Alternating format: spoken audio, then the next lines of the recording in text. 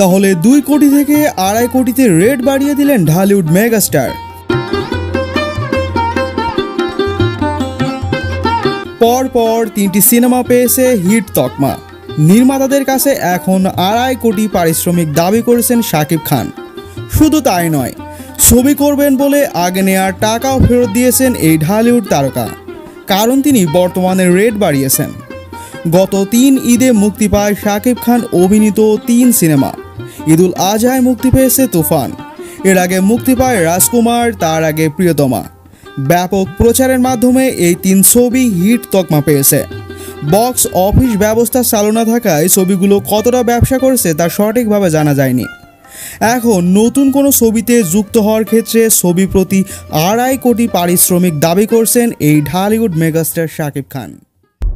এই তুই কি ডারে? কিন্তু বাশির ভাই জানতো না আমি একদিন ন্যাশনাল লেভেলে খেলব। প্রিয় দর্শক, ভিডিওটি যদি ভালো লেগে থাকে তাহলে অবশ্যই এই ভিডিওতে একটি লাইক দিন আর সাবস্ক্রাইব করে রাখুন নতুন নতুন ভিডিওর আপডেট পাওয়ার জন্য। আর চ্যানেলটি ভিজিট করে দেখে নিন পুরাতন সব ভিডিওগুলো।